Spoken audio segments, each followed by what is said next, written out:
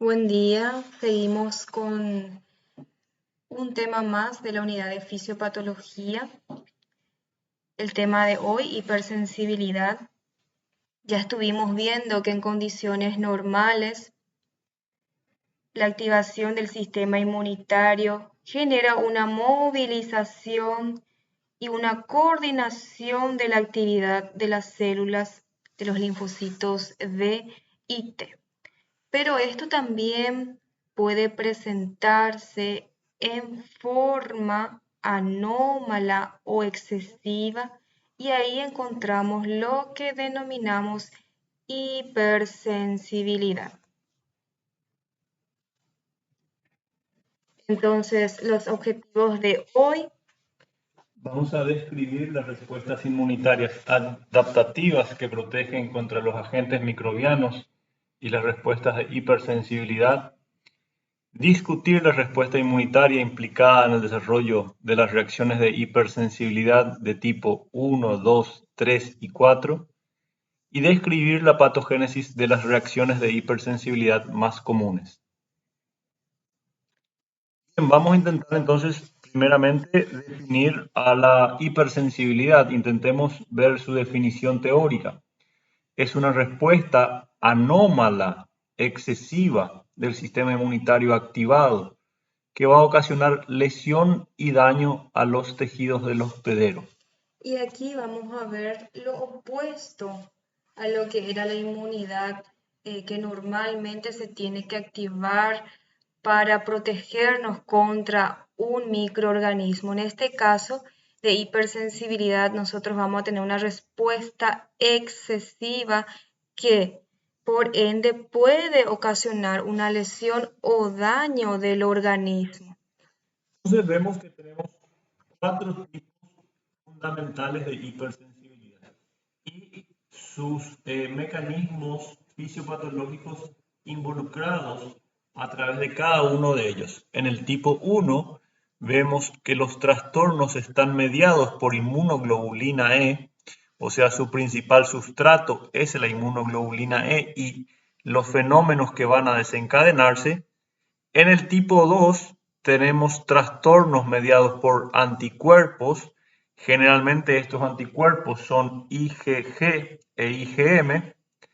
En el tipo 3 los trastornos están mediados por complejos inmunitarios y las respuestas que van a desencadenar en cada uno de los órganos blancos.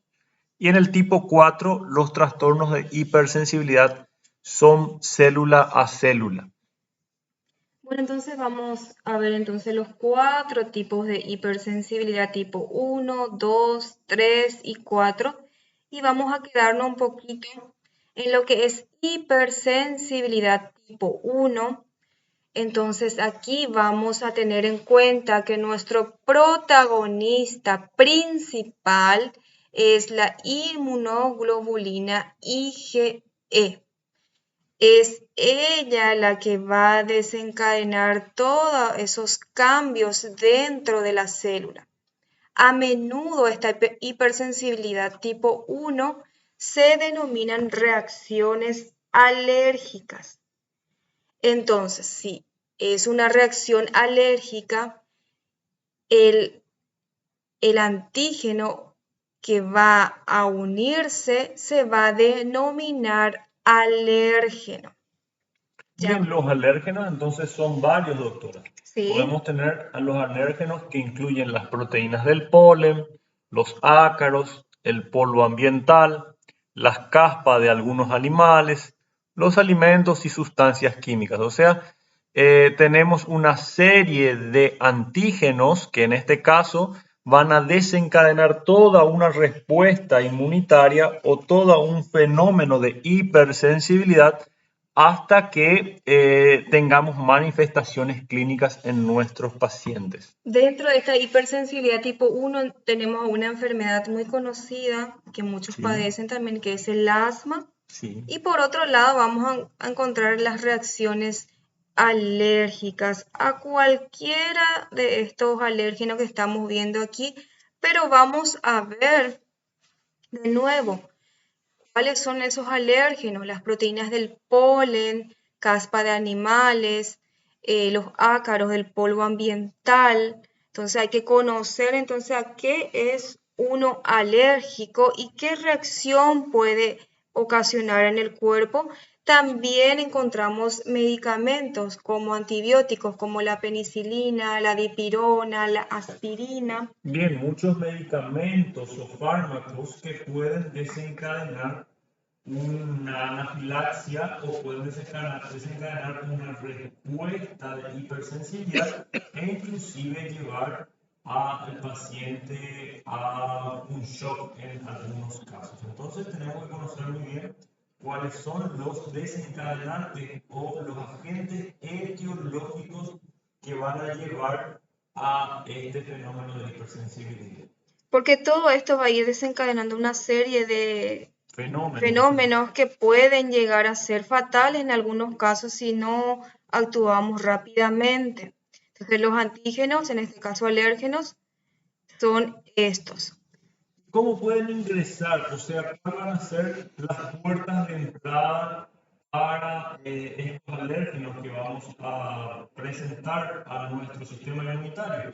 Puede ser por inhalación, puede ser por ingestión, por inyección o contacto cutáneo. O sea, cualquiera de esos fenómenos o cualquiera de esos alérgenos que podemos llegar a tener. Pueden ingresar de esta manera, ¿verdad, doctor? Asimismo, entonces, tenemos que muchas veces también conocer de qué vía fue donde ingresó a nuestro organismo. Entonces, repasemos un poquito cada uno de ellos. Por ejemplo, en contacto cutáneo tenemos al polen o una reacción desencadenada por el látex. Por inyección, tanto las picaduras de ciertos insectos como también de ciertos medicamentos, la ingestión por vía oral de ciertos fármacos, alimentos, ciertos alimentos que puedan llevar a que esos alimentos puedan desencadenar una hipersensibilidad, o por inhalación de ciertos productos como el polen, el polvo o caspa de algunos animales. Estos son algunos ejemplos que van a mostrarse como puertas de entrada de hipersensibilidad. ¿Qué es lo que sucede en esta reacción de hipersensibilidad? ¿Qué tipo de células están implicadas en este tipo de hipersensibilidad? Bueno, aquí nosotros vamos a tener en cuenta y vamos a ir anotando que en esta reacción de hipersensibilidad tipo 1 vamos a encontrar a quienes, a las células T helper del subtipo 2, el TH2 o T2A como está en nuestro libro, ¿sí? Entonces, y también a las células cebadas o los basófilos. Recordemos que los basófilos se encuentran confinados al torrente sanguíneo y las células cebadas, cuando escuchen células cebadas, son las que se distribuyen en dónde, en el tejido conectivo de las mucosas respiratorias, gastrointestinales, genitourinario. Entonces, vamos viendo que estas células son las que van a estar activas junto con las células T helper tipo 2. Vamos a recordar que de dónde vienen estas células T helper. Vienen de las células T cooperadoras, ¿sí? Vamos a recordar esas células cooperadoras pueden diferenciarse en dos tipos de células, TH1 y TH2, que se desarrollan del mismo linfocito. Nuestra, la que va a actuar aquí es TH2. Vamos a recordar que las células del tipo T1, ¿qué hacían? Estimulaban la diferenciación de la célula B en plasmocitos productores de IgM e IgG. Entonces, TH1 hace que la célula B tenga o haga una producción de IgM e IgG. Entonces, en este caso, la célula involucrada serían dos que ya estamos viendo ahí arriba, TH2 y células cebadas. Y fundamentalmente es helper 2. O sea, la diferenciación de la célula T2 se produce a la estimulación, como ya dijimos, de alérgenos y también, por dar un ejemplo, los elementos, algunos parásitos pueden dar diferenciación o estimulación de esta célula. Como dijimos, lo que va a producir este T helper 2 es la diferenciación de la célula B en plasmocitos productores de inmunoglobulina. Y nuevamente, ustedes saben que hipersensibilidad del tipo 1 es mediada por inmunoglobulina E.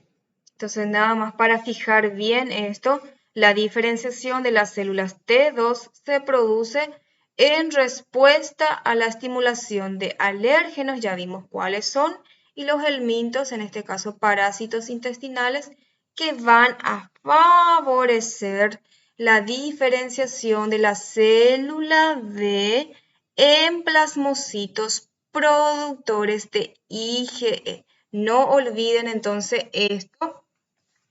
Vamos a ver aquí, vamos a tener una activación de los linfocitos TH2 y producción de los anticuerpos IgE. Vamos a tener la sensibilización y activación de las células B cebadas y ya vamos a ver cómo esta se va a activar y una vez activa, sensibilizada esta célula cebada, vamos a tener liberación de los mediadores. Muy bien, sí, y estos mediadores, doctora, son los que van a producir las manifestaciones a nivel locales o sistémicas. Como mediadores, por ejemplo, podemos citar a la histamina, al leucotrieno, a las prostaglandinas o el factor activador de plaquetas. Y cada uno de los fenómenos que vamos a ir viendo un poquito más adelante. Fijémonos entonces en este dibujo, fijémonos entonces cómo sucede el fenómeno de hipersensibilidad de tipo 1 y cómo están implicados aquellos jugadores que van a actuar para llegar a una respuesta de hipersensibilidad. Bueno, entonces aquí nosotros en esta imagen saltamos un paso, que era la presentación del alérgeno a la célula dendrítica, y esa es la que le llevaba al linfocito TH2, pero ya vamos a ver en otra imagen, donde aquí tenemos un revestimiento mucoso, ¿sí? Que toma contacto con el alérgeno. Aquí el ejemplo es el alérgeno, el polen. Esto ingresa entonces. ¿Quién recibe a ese polen? Lo recibe una célula dendrítica y ella viene, lo presenta ¿a quién? Al linfocito TH2, porque recordemos quién actúa aquí, linfocito TH2. Este linfocito va con su alérgeno y lo presenta al linfocito B. Entonces tenemos activación de los linfocitos TH2 y cambio de clase de la IgE en los linfocitos B. Entonces nuestro linfocito B, una vez que recibe, entonces, ¿qué va a hacer? Va a cambiar su inmunoglobulina, lo va a cambiar a IgE. Entonces tenemos producción de IgE por parte de nuestra célula plasmática, va a empezar a secretar inmunoglobulinas IgE y esa inmunoglobulina que ustedes están viendo aquí, este anticuerpo IgE, ¿qué va a hacer? Se va a unir a un receptor de una célula, en este caso vemos aquí el mastocito, que va a tener un receptor, también por ende va a recibir a este anticuerpo IgE Y en esta forma que estamos viendo aquí, mastocito, receptor y anticuerpo, tenemos sensibilizado a nuestra célula. Entonces, esta es la sensibilización, ¿sí?, de nuestro mastocito.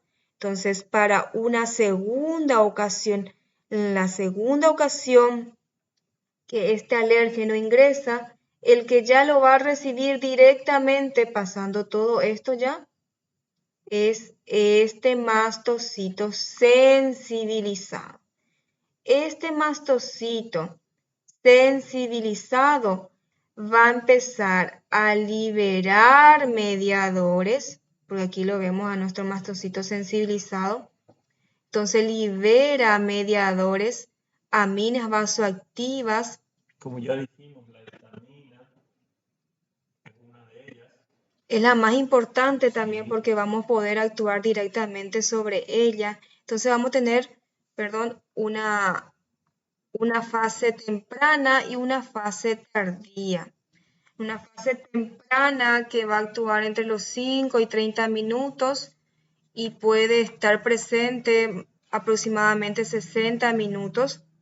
Y aquí nosotros vamos a ver algunas Fase alteraciones. tardía, así donde ya podemos ver que luego de 2 horas o un poco más, se empiezan a desencadenar otro tipo de fenómenos ya inflamatorios a nivel de forma sistémica o de forma local. Estudiemos un poquito entonces ahora cuáles van a ser Los pasos, los ¿verdad? pasos que van a llevar para todo este tipo de fenómenos. Bueno, vamos a recordar entonces. Era exposición al alérgeno, luego teníamos activación del linfocito TH2, entonces se activaba nuestro linfocito TH2 y cambio de clase a IgE en los linfocitos B. Entonces nuestra célula plasmática va a producir IgE. Esta IgE que se produjo se va a unir a los mastocitos. Ahí nuestro mastocito va a quedar sensibilizado y ante una nueva exposición va a haber liberación de los mediadores. Bien, entonces ahora una vez que conocemos los pasos que llevan a la hipersensibilidad, podemos conocer las manifestaciones que van a dar estos mediadores. En forma inmediata, sí, dijimos que tenemos como principal amina a la histamina justamente, que 5 a 30 minutos luego de la exposición va a llevar a una vasodilatación, a un daño vascular o a una fuga vascular y un espasmo o una broncoconstricción si es a nivel del sistema respiratorio. Y de forma tardía, como para dar una diferenciación, va a tener lugar entre 2 a 8 horas y puede persistir más tiempo, a 24 o 48 horas luego de la exposición, y vamos a tener ya un fenómeno inflamatorio mucho más fuerte. Vamos a tener infiltrado leucocitario, vamos a tener daño al epitelio, un broncoespasmo persistente, vamos a tener mayor producción de moco o de secreción mucosa y un edema a nivel del sitio donde está involucrado. ¿Cuál es el ejemplo más clásico de este tipo de hipersensibilidad? Y ustedes, si lo pueden ver, al asma como principal forma de presentación de una hipersensibilidad. Y aquí nosotros vamos a ver un poquito,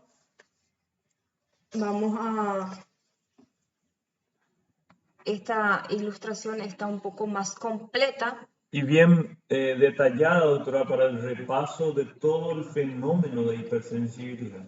Exactamente, entonces aquí vamos a ver la fisiopatología de la hipersensibilidad tipo 1, donde teníamos el antígeno, en este caso serían los alérgenos, ¿sí? Que van, y quién lo presentaba Hay una célula presentadora de antígeno que aquí no está, pero recuerden la CPA, que podría ser un macrófago o una célula dendrítica que va y le presenta ¿a quién? A la célula TCD4. Esa célula TCD4 o célula cooperadora es la que se diferenciaba en TH2 o TH1. En este caso se diferencia en la hipersensibilidad tipo 1 en T2A o TH2. Ahora ya tenemos aquí la unión. Diferenciado nuestro TH2, este TH2 va a liberar mediadores como interleucina 3, interleucina 5 o interleucina interleucina 4. 4. Muy bien, estos mediadores van a llevar que la célula B empiece a producir, es una célula plasmática productora de inmunoglobulina E. Asimismo, entonces, por un lado nosotros vemos que libera mediadores químicos como las citocinas, en este caso, libera interleucina 4. Esta interleucina 4 hace que nuestra célula B haga una producción por parte de la célula plasmática, va a secretar IgE. Y por otro lado, este TH2 va a liberar interleucinas 3 y 5, que va a ser un reclutamiento de eosinófilos que se va a ver muy marcado en la fase tardía o respuesta tardía secundaria en nuestra presentación del asma, en este caso.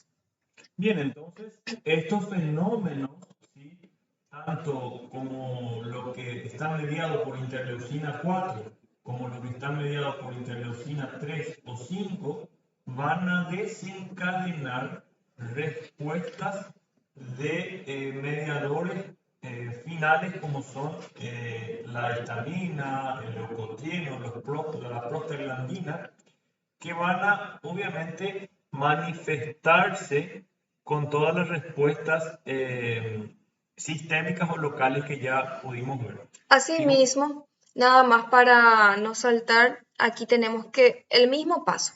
Nuestra célula B libera anticuerpos IgE. Recuerden que ese anticuerpo, ¿dónde iba a unirse? A nuestra célula cebada, que ¿dónde se encontraba esa célula cebada? En el tejido conectivo, en este caso del aparato respiratorio. Entonces, esta célula cebada queda sensibilizada, o sea, ya tiene presente en su membrana, ¿sí? En su membrana tiene presente al anticuerpo IgE. Entonces, aquí ya el antígeno puede ir directamente a presentarse a esta célula cebada que ya está sensibilizada. Entonces, en una primera exposición, nosotros vamos a ver todos estos pasos. Entonces, antígeno, célula dendrítica, TH2, célula B, secreción de IgE, célula cebada y sensibilización. En una segunda exposición, este antígeno o alérgeno va directamente, ya se ubica o lo recluta esta célula cebada para ir produciendo una respuesta primaria y una respuesta secundaria tardíamente.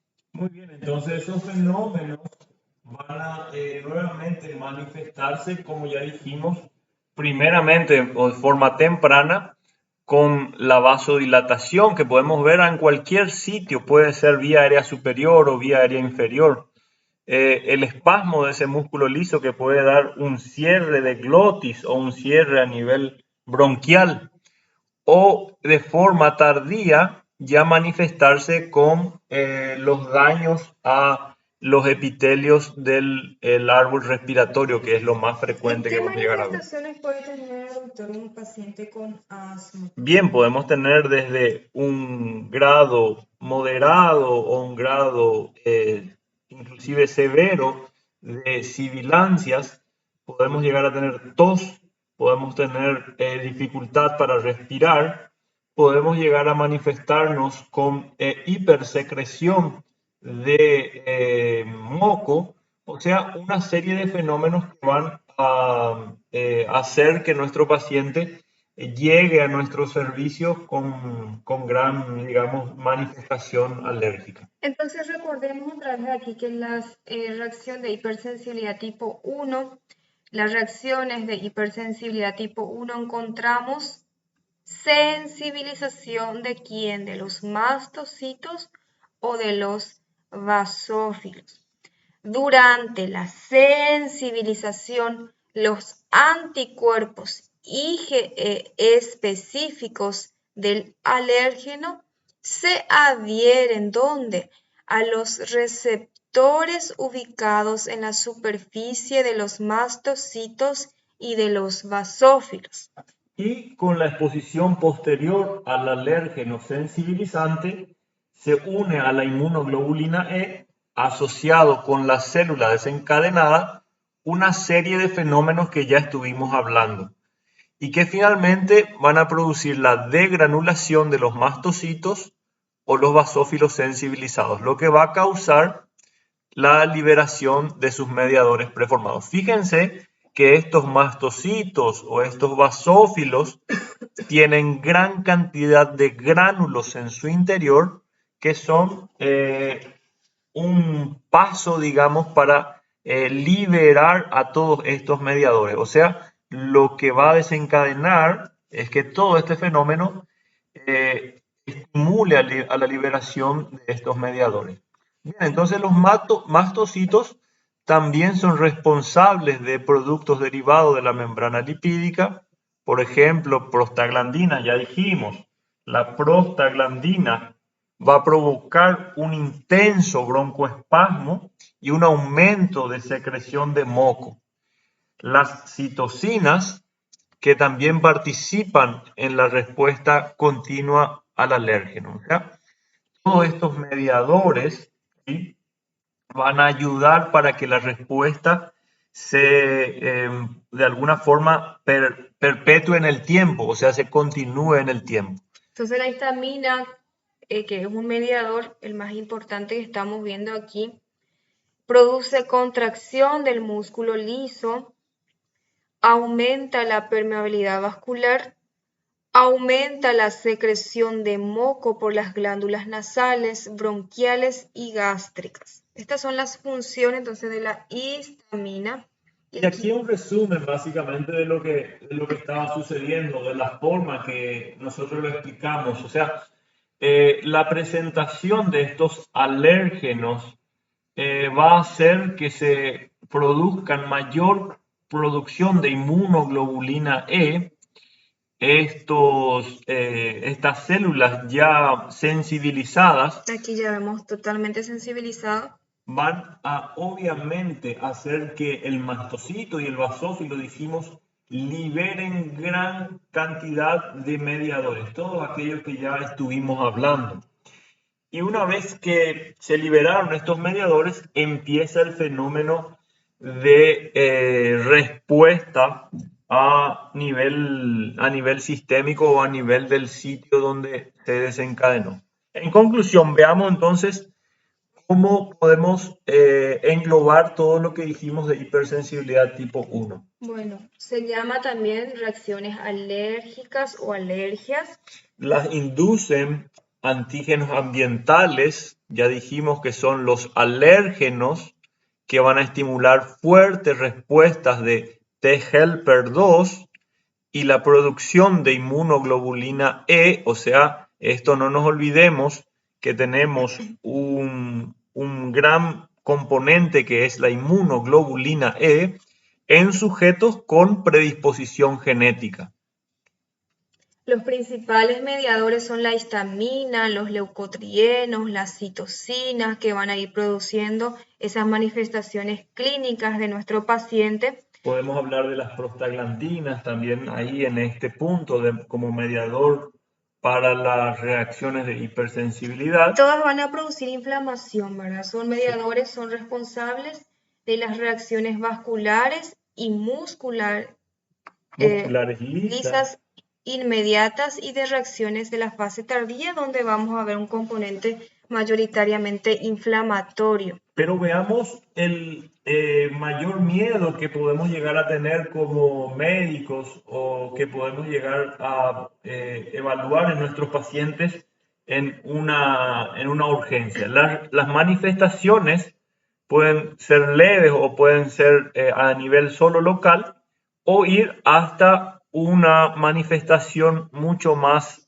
sistémica y que lleve a un shock, como es la anafilaxia, que pueda ser mortal. Entonces va desde una rinitis ligeramente molesta, inclusive puede ir también a una anafilaxia que puede ser mortal, ¿verdad? Entonces vimos los pasos y vamos a hablar un poquito, nada más un pantallazo del asma bronquial, donde lo vamos a volver a desarrollar en la unidad respiratoria. Fíjense entonces aquí, en el asma podemos encontrar la forma más típica de hipersensibilidad de tipo 1. El asma bronquial entonces tiene dos fases muy bien definidas.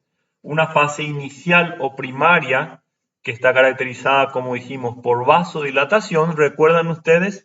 En la fase inicial de hipersensibilidad hay un aumento de la permeabilidad, o sea, esta fuga vascular o este daño vascular lo podemos encontrar con aumento de más permeabilidad a nivel de los capilares periféricos o a nivel de una respuesta inicial, un espasmo del músculo liso o contracción del músculo liso. Una fase secundaria o una fase tardía va a estar caracterizada por la infiltración más intensa de los tejidos por los eosinófilos, o sea, una infiltración leucocitaria, un daño al epitelio, ¿sí? Obviamente ese daño epitelial va a obviamente estar en una respuesta más tardía y se va a persistir el broncoespasmo.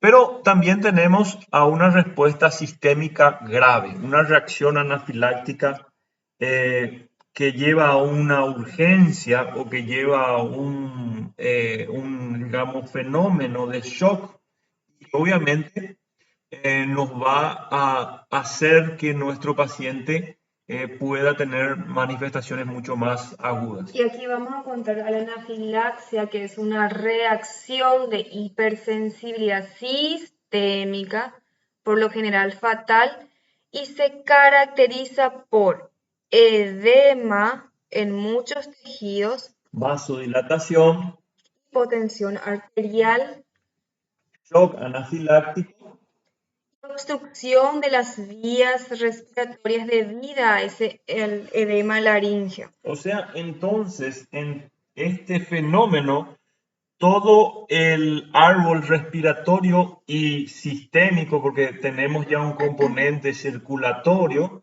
va a estar involucrado. Obviamente, nuestro actuar como médico tiene que estar llevando a que tengamos mayor urgencia para nuestro tratamiento. Veamos lo distinto, veamos cuando una reacción es más local o cuando la reacción es más situada en un solo lugar. Y aquí nosotros vamos a encontrar a las reacciones atópicas, ¿sí? Aparecen cuando los antígenos están localizados en un sitio particular. Entonces, va a ser el mismo desencadenante, un alérgeno que ingresa o tiene contacto, en este caso puede ser un contacto cutáneo, ¿sí? Entonces, y el término atópico entonces está referido a una hipersensibilidad determinada de modo genético contra alérgenos ambientales comunes, mediado por otra vez el IgE, que dijimos que era nuestro gran protagonista, y que van a desencadenar una rinitis alérgica muy frecuente en estos tiempos de frío, una urticaria, o sea, una reacción a nivel de la piel, una dermatitis atópica que puede verse tanto en niños como en adultos, que van a obviamente hacer que tengamos lesiones a nivel de piel. Así mismo. Entonces vamos a ver un poquito lo de la rinitis alérgica, el más leve de todos. Pero el más frecuente, Así entonces, mismo. en la rinitis vamos a tener características con síntomas que son estornudos, prurito nasal, secreción acuosa de los ojos y la nariz. Se puede asociar a una sinusopatía, una sinusitis, a un asma bronquial, o sea, si esa sinusitis o ese cuadro respiratorio de vías aéreas superiores no está bien controlado o tratado, puede llevar inclusive a un asma bronquial o asociarse a un asma bronquial. Como están viendo, diferentes manifestaciones, diferentes patologías o cuadros, pero todas tienen esa relación.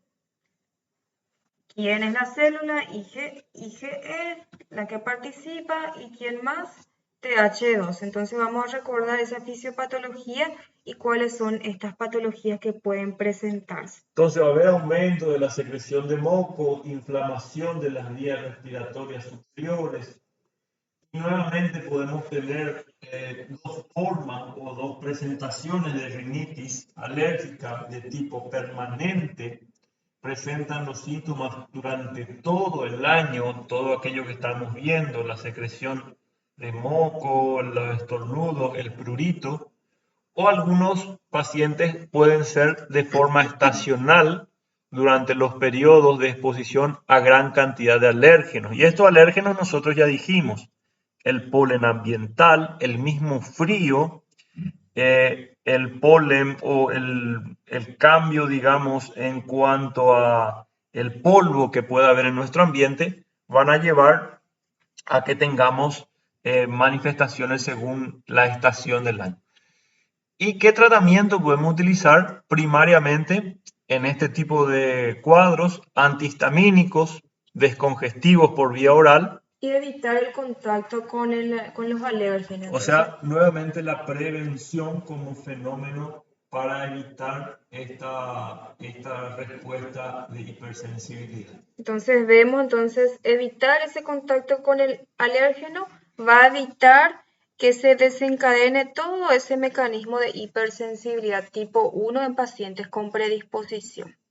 Nuevamente entonces, aquí a forma esquemática o forma de dibujo, en la rinitis alérgica, cómo va a ser de forma de presentación. Tengamos un enrojecimiento, comezón, un lagrimeo de los ojos, vamos a tener a nivel nasal superior estornudos, congestión o goteo.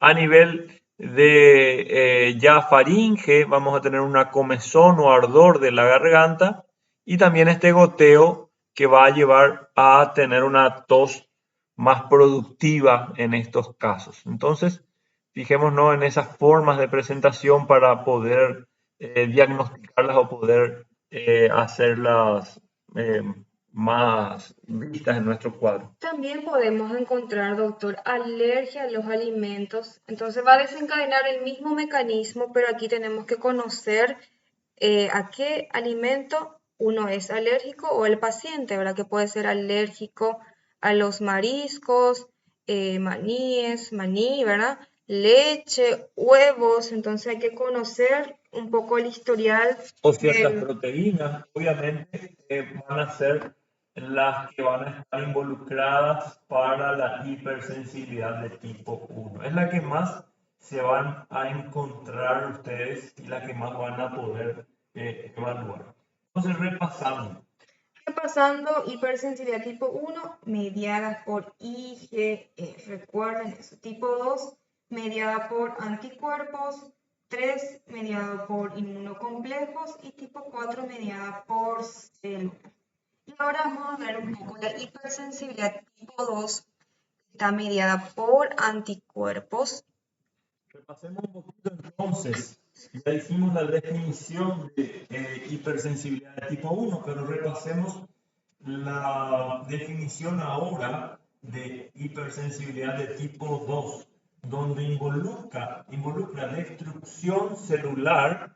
Aquí ya tenemos una destrucción de las células y van a estar mediados por anticuerpos, inmunoglobulina G e inmunoglobulina M, y pueden ser específicos contra antígenos de la membrana o de la matriz extracelular. Entonces, esto es una definición teórica en donde podemos ver que nuestro protagonista aquí es IgG e IgM. Y los trastornos sistémicos van a ser por inmunocomplejo. Aquí tenemos un síndrome que deriva de la formación de complejos inmunitarios. Aquí ya tenemos al complejo antígeno-anticuerpo. Ya hay una sensibilización previa y las manifestaciones van a ser con reacciones graves que ponen en riesgo la vida del paciente y que obviamente nuestro actuar ya tiene que ser dirigido a conocer el diagnóstico de nuestro cuadro que lleva a esta destrucción celular. Entonces los anticuerpos IgG e IgM van a estar dirigidos a los antígenos presentes en las superficies de la célula. Fijémonos en algunos ejemplos como para poder comprender un poco mejor este mecanismo de daño de antígenos anticuerpos. Uno de ellos podría ser una enfermedad como un Graves Basedow o una enfermedad como una miastenia gravis, en donde normalmente, esto es la forma fisiológica, la hormona estimulante de la tiroides viene a reposar o viene a desencadenar sobre su receptor de hormona estimulante de tiroides todos los fenómenos que ya ustedes conocen, la producción de hormona T3 y T4. Esto normalmente, entonces, hay un receptor, ¿sí? Este receptor se une a este antígeno, en este caso de la TSH, ¿verdad? Pero cuando hay un mecanismo de daño, vamos a encontrar un anticuerpo anti-TSH que se va a unir, en vez que se una esto, se va a unir el anticuerpo anti-TSH. O sea, este anticuerpo viene a ocupar ese lugar del receptor y podemos tener fenómenos de sobreestimulación, o sea, un fenómeno donde se sobrelleva, digamos, a mayor producción de hormonas, o en caso contrario puede haber un antagonismo donde obviamente no se pueda desencadenar el fenómeno de esa hormona. Entonces, en la hipersensibilidad de tipo 2, los antígenos pueden ser endógenos, ¿sí?, presentes en la membrana de las células del cuerpo, o exógenos que están absorbidos a la superficie de la membrana. O sea, pueden estimularse de dos formas distintas. Veamos nuevamente ejemplos, así los podemos entender mejor a estas respuestas fisiopatológicas. Pero es el mismo fenómeno de hipersensibilidad. Tenemos a tres grandes patologías que podemos afrontar de esta manera. Aquí tenemos el anticuerpo contra el receptor para la hormona estimulante de la tiroides, ¿sí? Y aquí, obviamente, ese receptor para la hormona estimulante de la tiroides está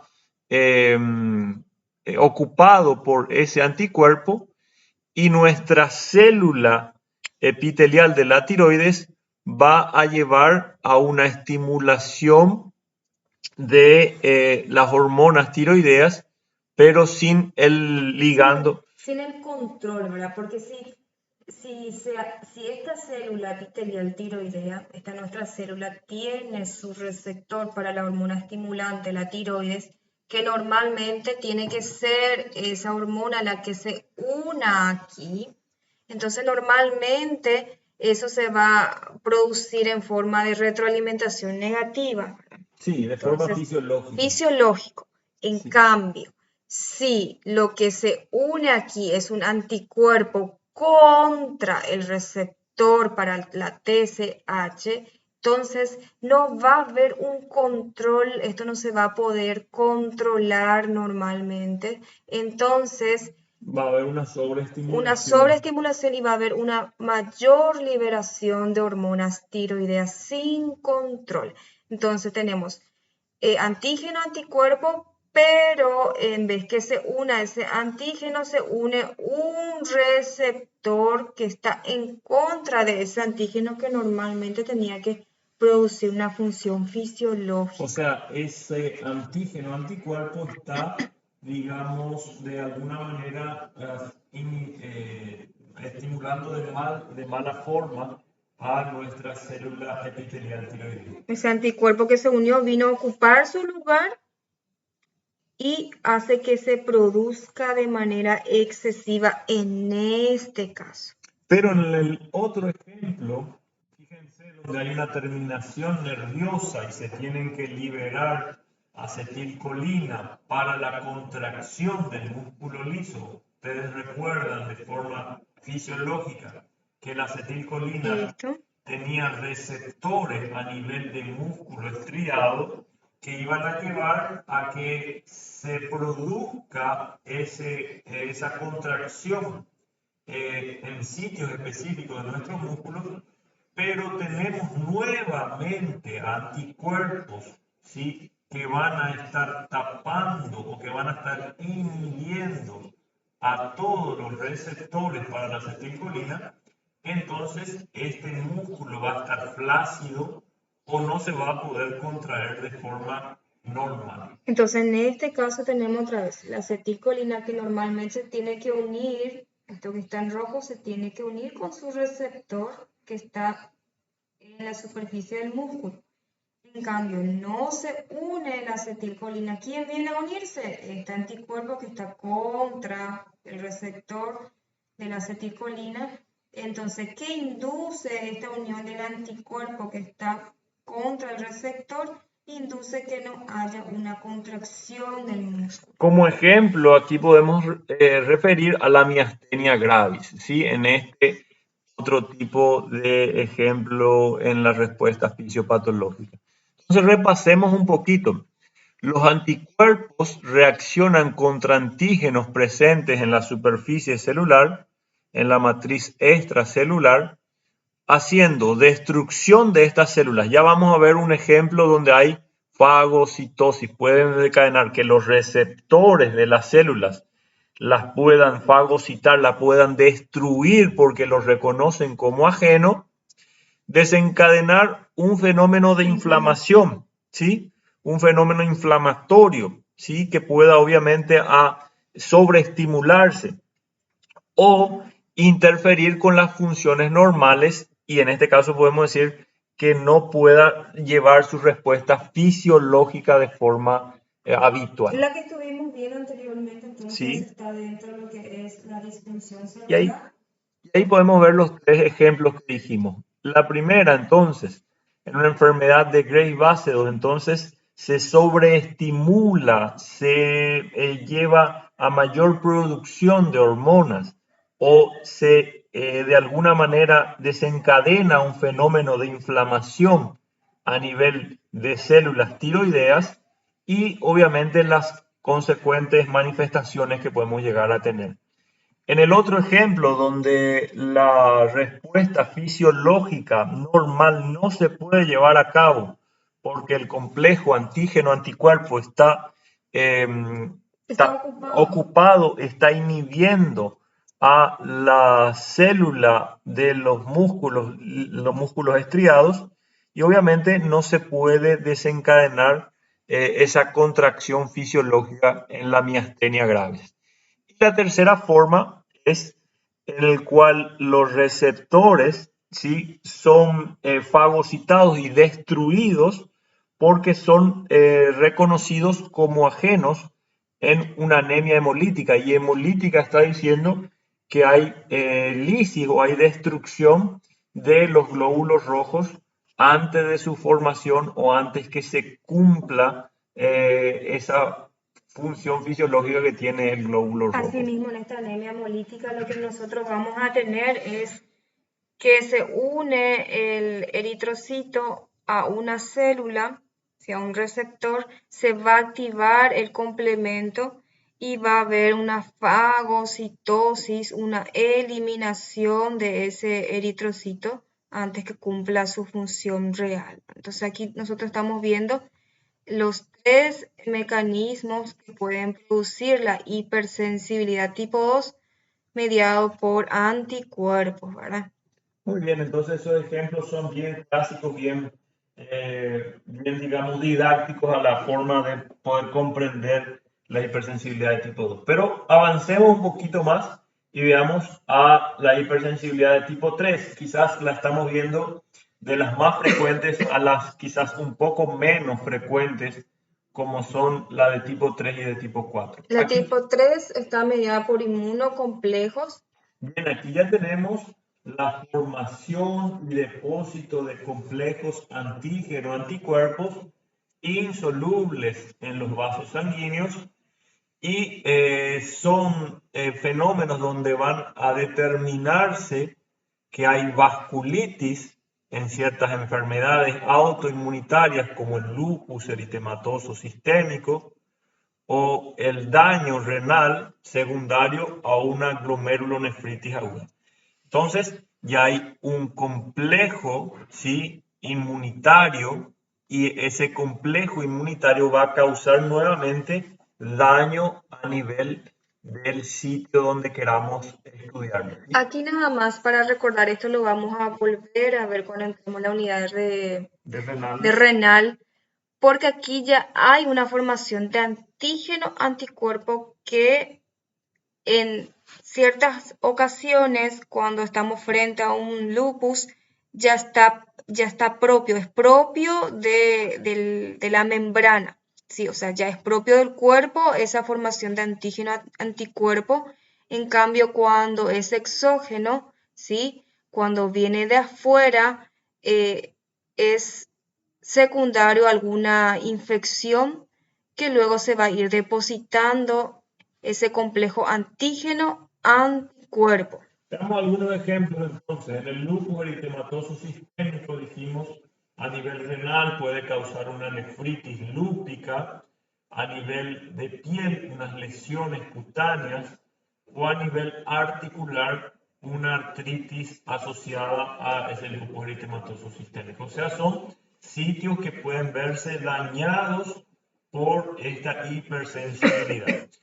O a nivel renal, por una glomerulonefritis post-estreptocóxica, donde los antígenos de la pared estreptocóxica van a causar un daño en la membrana basal glomerular y la van a hacer más permeable o la Así van a mismo. causar un daño en el cual nuestra membrana renal no puede cumplir su función fisiológica y pueden causar también una nefropatía o una nefritis asociada a esta hipersensibilidad. En este caso, en la glomerulonefritis, para que entiendan un poco, ese antígeno anticuerpo que se formó tras alguna infección, el complejo antígeno anticuerpo el que va a ingresar por el torrente sanguíneo y va a dañar al glomérulo. Entonces los dos juntitos ingresan de afuera, van al glomérulo.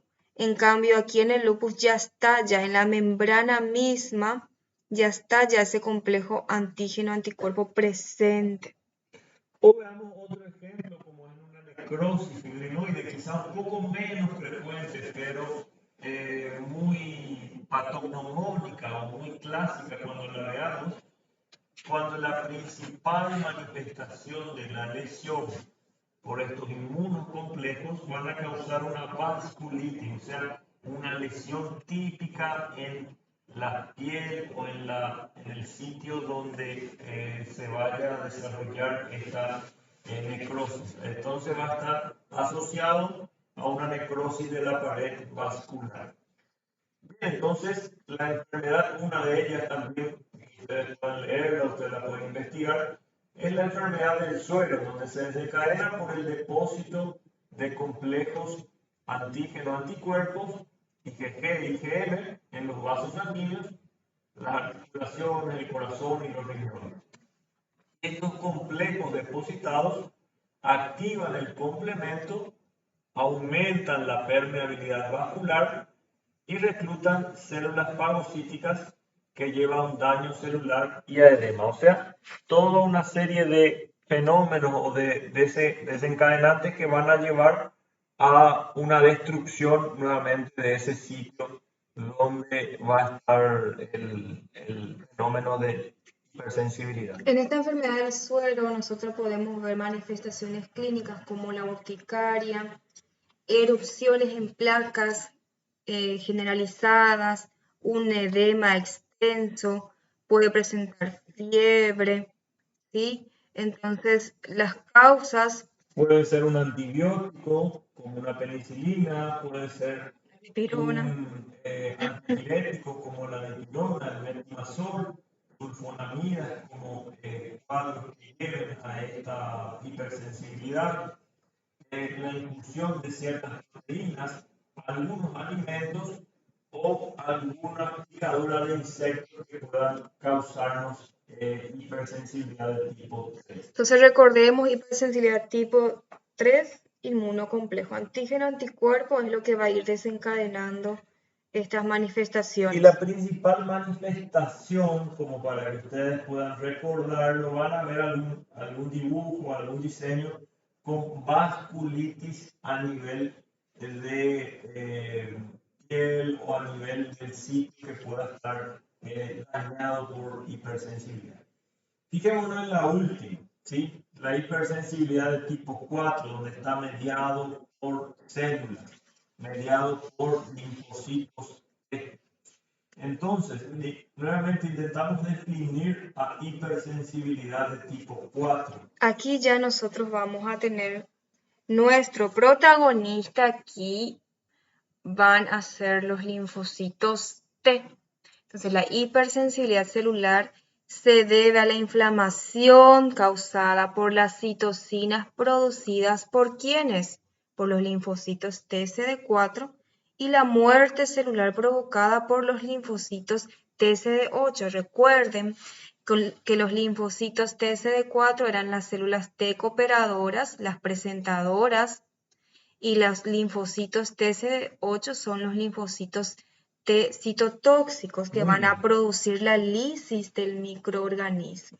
Y aquí tenemos un gran espectro de manifestaciones, desde un cuadro leve, desde un cuadro, digamos, que solamente puede ser nuevamente local, hasta cuadros que puedan ser muy graves. Entonces, la hipersensibilidad de tipo 4 va a implicar un daño tisular, un daño a los tejidos, en el cual las respuestas inmunitarias están mediadas por células que derivan de linfocitos T sensibilizados y por lo general van a causar lesión celular y tisular y de los tejidos propiamente dichos.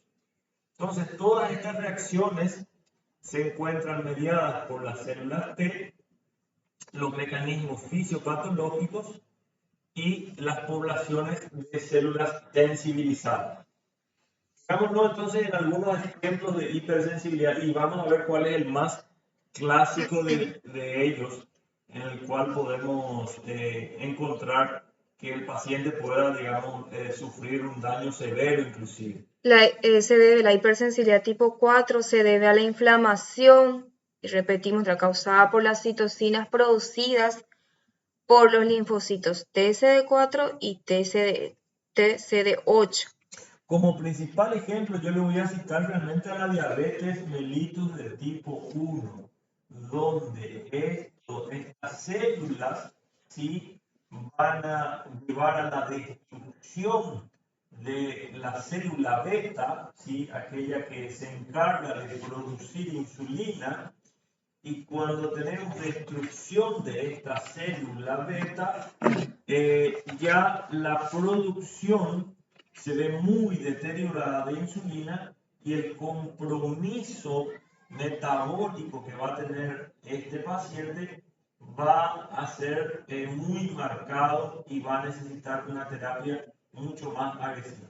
Podemos tener una forma mucho más leve de hipersensibilidad de tipo 4, en donde se manifieste con una dermatitis nada más de contacto y la forma no comprometa, digamos, grandes daños a nuestro órgano. Aquí algunos ejemplos, pero generalmente intentamos que nuestros alumnos entiendan cuando ven este tipo de paciente, qué tipo de hipersensibilidad estamos presentando. Quizás aquí es una hipersensibilidad de tipo 3, donde ya haya un daño a nivel vascular, es muy Muy pronunciado, extenso además. muy extenso, lleva compromiso de ambos miembros inferiores, desde la región glútea hasta la región de los miembros inferiores. Aquí ya tenemos nuevamente un edema, una necrosis, tenemos un sitio extenso nuevamente de lesión, parece similar a una quemadura. Sí, podemos confundirla, será una hipersensibilidad. ¿De qué tipo de hipersensibilidad estamos viendo? ¿Sí? O será de tipo 4, de tipo 3, disculpen, o será de tipo 1, pero no tiene mucha manifestación de ser tipo 1, sino por el grado de lesión es más significativo para una hipersensibilidad de tipo 3. Aquí sí, fíjense, el sitio forma unos halos o forma unos sitios bien distintivos, ¿sí? Un poco más Bien delimitado. delimitado, bien localizado. Generalmente es en un sitio específico, entonces sí podemos hablar de una hipersensibilidad de tipo 1. Al igual Que que aquí. esto, ¿sí? Donde estamos viendo en un niño, en un infante, cuando hay lesiones por alguna picadura o por inyección de algún insecto, que obviamente nos va a dar reacciones locales o reacciones a nivel solo el De la sitio zona, de ¿verdad? la zona donde Bastante está local. involucrado, ¿sí? Nuevamente lo mismo, pero quizás aquí ya es secundaria algún fármaco, secundario algún medicamento. Entonces, la reacción es mucho más sistémica, mucho más grande, pero nos hace suponer que estamos ante una hipersensibilidad del tipo 1. Uno. ¿Sí? Entonces, nuevamente, por último, repasando, ¿cuáles son los 4 tipos de hipersensibilidad y cuáles son los sustratos fisiopatológicos? Tipo uno, recordemos, mediado por IgE. Tipo 2, mediado por anticuerpos. 3, inmunocomplejos. Y tipo 4, mediada por células. Esto es lo fundamental que ustedes tienen que conocer en hipersensibilidad y conocer también los fenómenos de por qué llevan a estos cuadros de hipersensibilidad.